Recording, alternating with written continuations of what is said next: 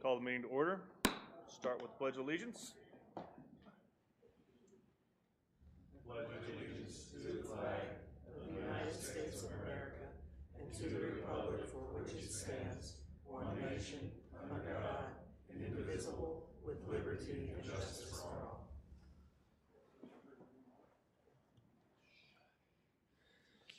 All right. First order of business is the approval of the regular session that we had the notes from the regular session, December 19th, the minutes. Can I get a motion? So moved. Thank you, Jerry. Thank you, Jeff. Any discussion or questions on those? Nope. Which reminds me, I need to say something about Sandy. By the way, Director Fosdick is not here today and did not send in a proxy. She's had an appointment, so. Go to vote. All in favor? Thank you. The next is the approval of the January 16th work session minutes. Thank you, David. Second. Thank you, JB. Anything on those? Nope. All right, all in favor? Thank you. Joint Advisory, Rec. All right, thank you. We had a lengthy meeting. There were visitors and we covered a lot of ground. So I will try to cover as much as I can, but also be very brief. Current business, Tom, and we also rearranged some of the meeting. So we started off with current business. Tom provided the gun range update with hopes of opening mid-February, subject to several factors. Trey Anson provided the Trailblazer usage statistics from the city. New business, Tom presented a list of non-member events for 2025, and these are on a total list which are included in the meeting minutes. And by the way, anyone who does not get a set of those minutes, if you give me your address or your email, I'll send you a copy of those. It's a little more detail. These were unanimously approved. Joan introduced Roland Neville as the new Associate Director of Recreation. Roland will oversee the rec centers, pools, tennis facilities, parks, and the beach. Jessica is the Senior Manager of Recreation. Trey Anson will oversee the marina, trails, Blowing Springs campground, and will report to Doug McCann. Joan also introduced the new manager of Branchwood, Caitlin Edwards. Staff reports, Tom Judson reported the POA seeks volunteers to run for the POA board. Informational meetings are scheduled for January and February. Rick Eccles reported that the Norwood fill-up is underway, but a passive process is dependent on weather. The Rangers had 1,442 contacts in December. That's up from 1,064 in December 2023. The Brittany fish stocking is ongoing. We're collecting Christmas trees at Lake Ann Park for creating fish habitats. We'll do the survey in the spring on fishing needs. John reported that the Trap and Skeet are open on Sundays and usage is steady from 2023. Joan reported that we have new staff at several facilities in addition to new managers. Over 1,300 after-hour fobs were sold in 2024 for the rec. In response to a question, Joan noted that the $25 fob fee is a one-time cost unless a member loses the fob and needs a new one. Pickleball programming hours have more than doubled, and the schedule info is on the POA website. Tennis courts are locked during inclement weather for safety reasons. Visitor comments, 6 members spoke at this meeting on various issues, most related to pickleball and their desire to see that expanded, the indoor in specifics. And Joan and Jessica both responded to those issues.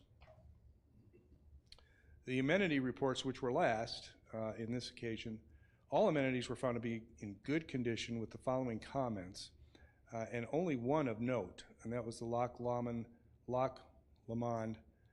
signs on the dog park fence are badly faded and need to be considered replaceable. Also, the furniture on the dog park is showing its age. Nothing else really was of great concern. And our next meeting is February 10th, 4 o'clock boardroom. Any questions? Thank you. All righty, thanks. The lake summary from Matt, Rick Eccles gave it a very extensive and informative presentation on the history of Bella Vista Lakes and fisheries, along with timelines which illustrate. Let me start over, I apologize. Rick Eccles gave a very extensive and informative presentation on the history of Bella Vista Lakes and fisheries, along with timelines which illustrated the strategies and tactics implemented throughout the years. The presentation also gave a current situation analysis on what is currently being done to improve the fisheries. 60,000 threadfin shad will be introduced to Loch Lomond in the spring 2025 to help jumpstart the food supply in the lakes, along with removing grass carp, harvesting bass under 13 inches in length, and reestablishing native aquatic vegetation should help improve. You're encouraged to watch that presentation. It's available on our website. Rick did a really good job. Dredging of the shallow coves of Lake Norwood will begin in the next few weeks. Once it is completed, fisheries habitat will be installed at various locations throughout the lake. In addition, the boat ramp will be lengthened to allow better access during low water conditions. Lake Brittany experiencing very low water conditions due to the drought. It needs additional rain. And that is the report for the lake summary. And there was no report for golf. They did not have a meeting in January. Okay, thank you. Next, Beth, financials.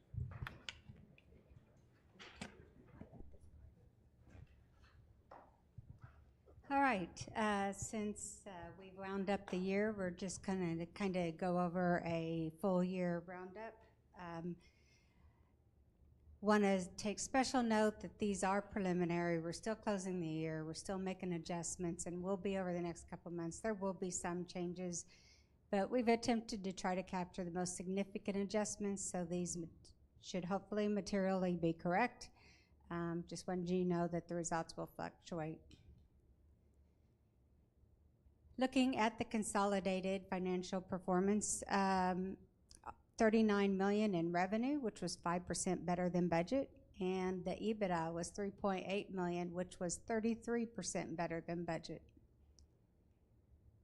Looking at the POA only, $27 million in revenue, 3% better than budget, and the EBITDA, $455,000 negative, which was 46% better than budget. Water revenue is at $12 million, 7% better than budget. Gross margin, which is revenue less the cost of sales, was $9 million, 11% better than budget, and EBITDA was $4 million, 22% better than budget. Water sales on their own increased 8% from the prior year. Transfer fees increased 9% from last year, the 2023. Water service connections increased 5%, and water capital buy-in fees increased 5% from 2023. Looking at food and beverage, revenue increased 10% compared to prior year. Food sales and alcohol sales are both right in there at 9% and 10%. The revenue for the year is $4,325,000 compared to prior year at $3,945,000. Moving to golf, the total revenue increased by 4% compared to 2023 at $6,290,000. Greens fees increased 7%. And also looking at golf maintenance, along with it, it increased by 8.5%. That was primarily due to the storm cleanup and the winter kill sod replacement. Looking at golf by course, Scottsdale revenue increased 14%, Metfield increased 11%, Kingsdale increased 3%, Country Club increased by 13% from prior year, and Highlands increased by 12%. And you'll see what each piece of the pie that each course has made. So Country Club and Kingsdale are the winners, but the others are are not far behind. So Eagles are a good thing in golf. So the positive things, cart revenue increased by 3.5% compared to 2023. Members' green fees by 7.5%, and guest green fees increased by 13% compared to 23. So bogey's not what you really want in golf, and the golf shop sales decreased by 13% overall. However, we're going to take a mulligan for that because because taking Tanyards out, which was closed, if we took that out of consideration, then sales increased by 4.5% from 2023. Looking at recreation overall, the revenue increased by 10% compared to 2023. Facility use fees up 16%, and the RV campground increased by 9%, with the total revenue of $1,475,000 in 2024. Looking at the gun range, the rifle and pistol facility was closed for remodel. The trap and skeet facility usage, you can see it pretty much was in line with 2023. Some months better, some months not, just under. But the total revenue decreased by 2.5% compared to 2023, and that is combined for the both ranges. And the trap and skeet revenue was up 17%. Looking at the improved lots, this is a chart from the beginning of 18 to the end of 24, and the number of improved lots has increased by almost 2,800 since 2018, which is 20%. And in 2024 alone, improved lots increased by 583 lots. And some key call-outs, membership transfer fees increased by $327,000 from 2023, a 31% increase. During 2024, we invested $7.1 million in capital projects. And employee benefits increased 19%, largely due to increased insurance premiums and the increase in our 401k match benefit. Water meter installation materials increased 26% from 2023, and that's primarily a price increase and also an increase in demand for the materials. The credit card fees increased $99,000 over 23 due to increased sales and increased rates. And that sums it up. I want to thank you guys for a great 2024. Any questions? Thank you. Yeah, she's calling us vintage. No. Thank you, Beth. Open forum time. Nobody in the audience and no emails, correct? Okay. Moving right along. Next on the agenda is the annual vote for corporate officers.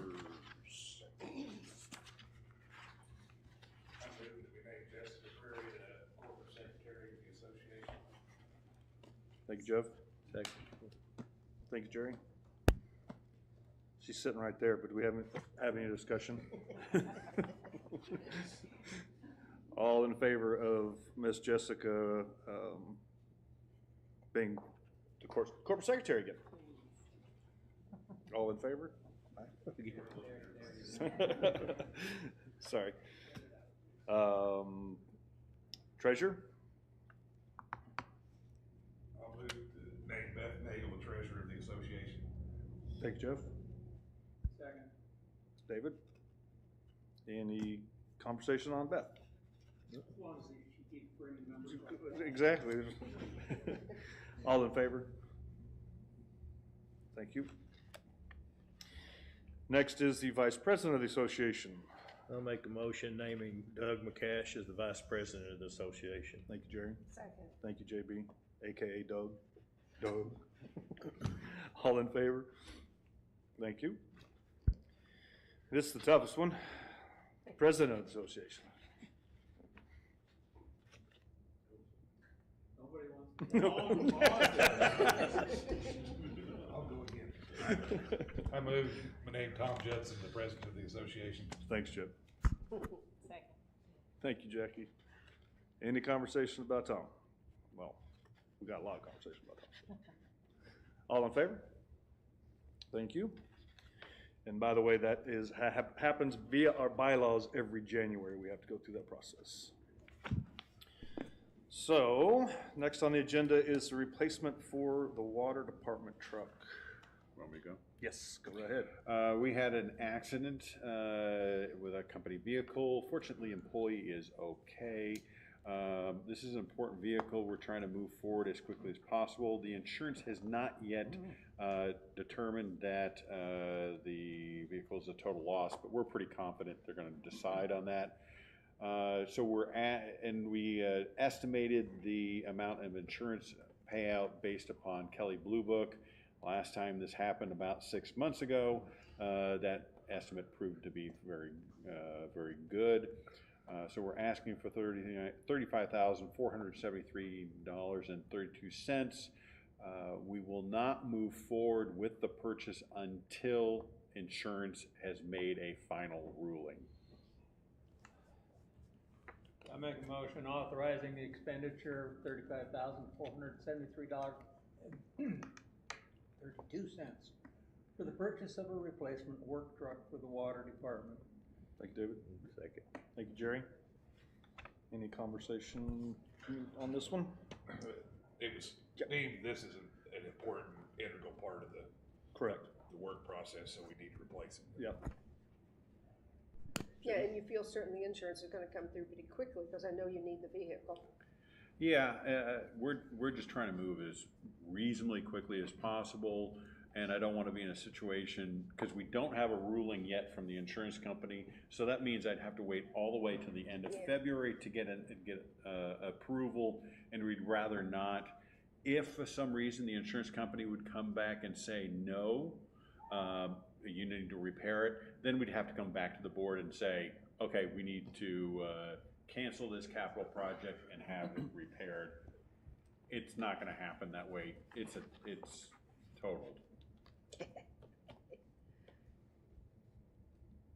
you guys vote on that? Not yet. Okay. We're in discussion. I'm glad the employee's in good shape. That's the important part. That's the good part. Any other discussion? All in favor of the water department work truck? Thank you. Appreciate that. The next one is updating the trails licensing agreement. The original agreement was approved in November of 2015. We've had a number of additions to it. For example, we started with the back 40, then we added Little Sugar, and then a bunch of different trails here and there. So we have 7 amendments. And these amendments are done before the work is actually started. And in some cases, they had to reroute the trail once they had boots on the ground and they realized that they had to change the routing based upon the terrain. And so the city went through and they did an audit on the location of all the trails, and we found that they looked at the audit, they did an audit where all the locations of the trails were determined, and then they looked at the parcels that the trails were on and then compared that to the original document and the 7 amendments, and they found some gaps. So they said, okay, let's take a step back, let's redo it to make sure everything is covered, because this is in the POA's best interest, because by having the city sign off and be a party to the agreement, that trail is then covered by the recreational use statute. So if there's an injury, we're covered. So this is really beneficial to the POA. Plus it makes it that both entities are bound financially to maintain. I'd hate to be in a situation where a trail is not covered and the city says, well, we're not going to cover this trail because it's not in the agreement. I don't think that would ever happen, but we just want to make sure. Also, since we have 8 different agreements, they have all different end dates, and we're asking to reset that so that all of them will be at 25 years. So we'll start fresh with all of them. All of them will be covered by the new agreement. We may have to make amendments down the road, but at least we're starting with a new document as opposed to Somebody's excited about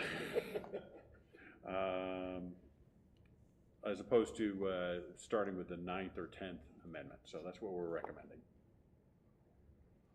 I'm sorry, one more thing. And the city is going through this procedure right now.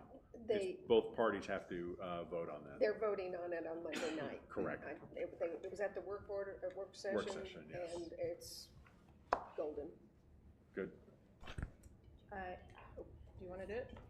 I make a motion authorizing the execution of the restated limited terminable license agreement with the city of Bella Vista. Thank you, Kathleen. Thank you, Deborah. Any further discussion on this one? I don't think Vikings go anywhere, so I don't have a problem with the 25-year extension from here and getting it all cleaned up, makes sense. Only thing I would curious about, it's not a big deal, if we do have amendments in the future, would it not make sense to have that set the end date at the same as what these are instead of having them step? I think that does make sense, absolutely. Anything else? And I don't want to give anybody the impression that there is anything on the horizon right now, but it has happened multiple times, but there's nothing planned at this point. Did you get a second? Yes, Deborah. Kathleen and then Deborah. All right, all in favor of the reinstated limited timetable for the license agreement on trails? Thank you. Next item. I do have a comment related to trails. Uh-huh. I don't know everything that's going on behind the scenes, but periodically we get updates on trail status of some of the newer trails we've approved to be forged ahead. Is it possible to get that in the near future, some kind of update on those trails? Sure. Thank you.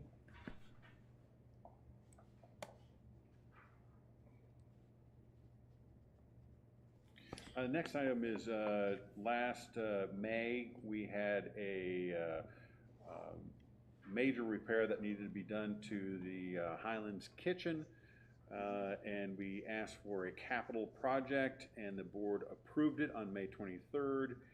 After further review by accounting, they determined that it was probably more appropriate for this to have been a expensed item as opposed to a capital item. So we're trying to decapitalize this expenditure. The financials that Beth presented have it as an expense item, so that this would not cause, we anticipated this vote. But we also wanted to be fully transparent that the project ended up being more than we had originally thought. For two reasons. The damage to the piping was much more extensive than we thought. And second of all, the contractor in doing the work hit the power, which really caused additional expenses. And we're having to recoup those expenses from them, and we may have to employ the services of our general counsel to get those expenses reimbursed. Lovely, lovely. So we're asking that this become a expense item, so that our auditors do not call us out. Beth likes clean audits. Beth likes clean audits. I make a motion to convert the Highlands Kitchen Plumbing project from a capital project to expense for 2024. Second. Thank you, Deborah. Thank you, Jeff. Any discussion on this one? Jackie? Do we have a dollar amount of what this encompassed? Not off the top of my head, and I'd have to get you also how much we're going after the company for. So I can get that information for you. Any other comments? No? All in favor of moving the capital project to an expense? Jackie? I guess a follow-up question, Oh, if go I'm ahead. allowed to, is, so potentially this would be more than 10, but we would still, because of the nature of it, move it to expense? The expense is more than 10, we know that. But it's not, because of the nature of it, it's more of a repair, restoring it back to, It's not upgrading or Okay, thanks. All right. Can you call the vote again on that? Sure. All in favor? Thank you. Jackie. All right, next one is Rules and Reg Committee, policy changes. So we Want me to- discussed this. Go ahead. We discussed these three policies at the Rules and Regulations Committee meeting, and then at the work session. And then there were some additional email discussions back and forth. And so policy 1.01 wanted to ask how you guys wanted to proceed with that one. Yeah, I think we're gonna go ahead and table, we'll have to vote on tabling that one till next month.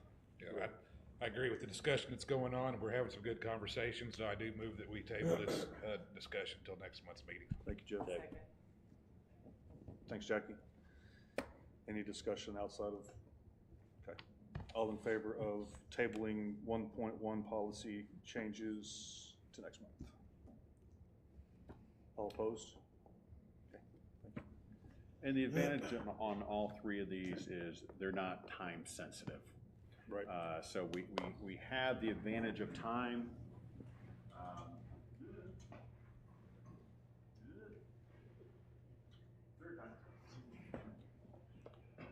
So since they're not time sensitive, it probably makes sense to table it. And since you guys have already voted on it, I'm totally supportive of tabling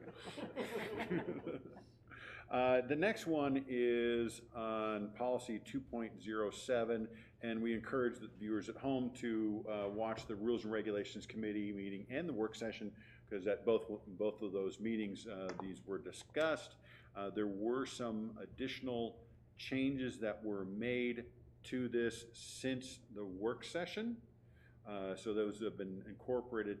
What we're trying to do is add some reasonableness to the number of political signs that were everywhere this last election. And I actually spoke with one of the candidates, and he, not he, this individual candidate, thought that they might have heavily contributed to this issue.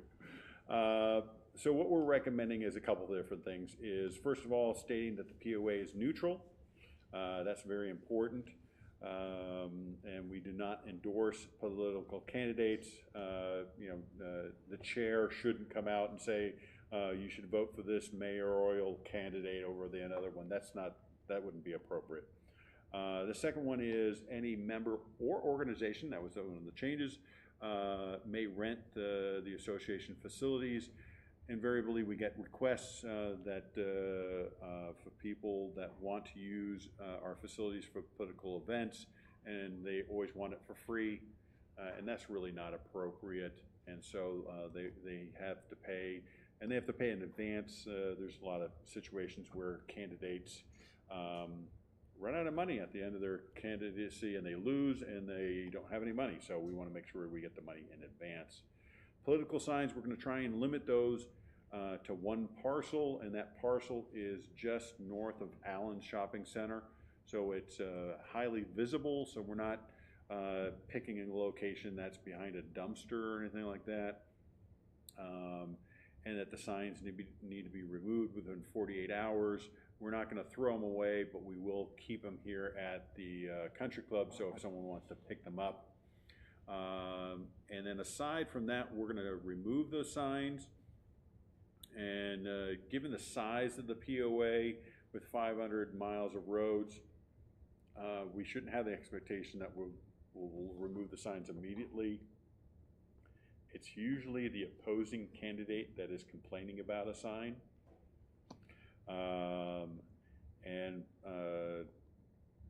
There you go. To clarify or confirm, this is just POA common property. It's just POA common property. We will still have the challenge, Doug and I, of trying to determine if the sign is on POA property, common property, and the road right of way. That's still going to be a challenge, but we're going to try and get some sort of reason to it, and we'll speak with the candidates in advance and let them know, hey, we really encourage you to put your signs here and not here and so forth, and try and get some reasonableness to it. Thank you. I move that we accept the revised edition of policy 2.07. Second. Thank you, Jeff. Thanks, David. Any further? And this is the first of First, two yeah, required first of two, readings. yeah, two required. Yep. Any further discussion on that one? Okay, all in favor? Thank you. The next one is policy 3.08, which is use of common property. This one also had some modifications since the last meeting. What we're trying to do here is trying to expedite the situation for the property owner, because in most cases, by and large every case, when they're dealing with a failed septic system, they've been dealing with it for many months. We heard about, in December where the person had to actually move out of their house. And so we're trying to just quicken the process. And so by doing, in an effort to do that, we're saying that, I'm going to jump to the very bottom in blue and then red. Management may only grant permission for the use of common property for a septic system when the request fully complies with this policy. Management must inform the board immediately via email with information related to the request, and at the next board meeting of any requests which have been granted.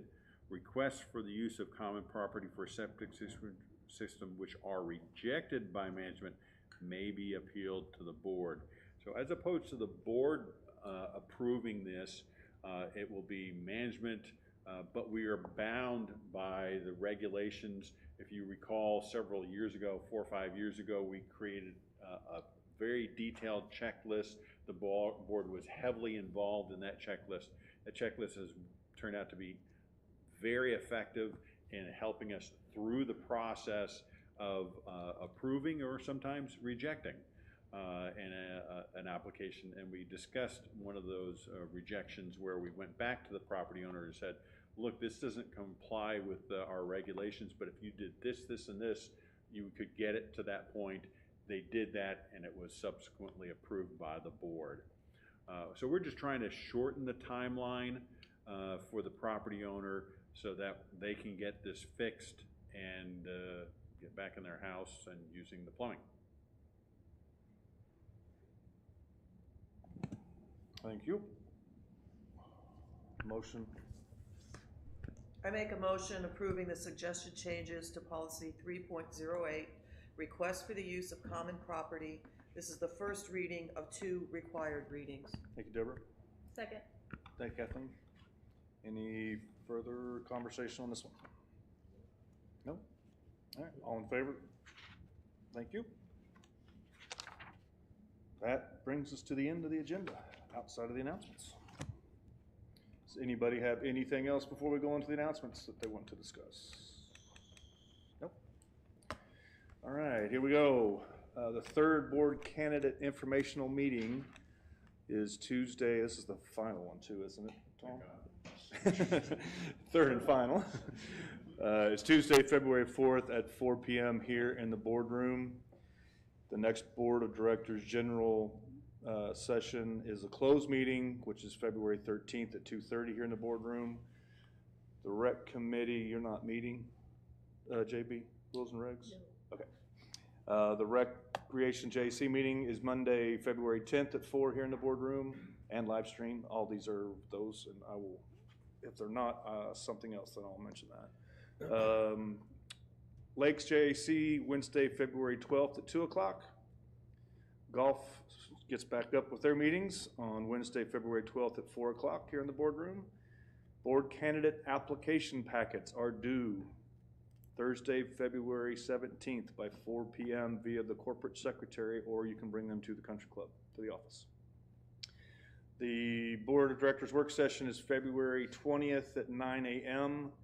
and the Board of Directors regular session is February 27th at 6 p.m. here in the boardroom and live stream. All right, that brings us to the end. Meeting adjourned.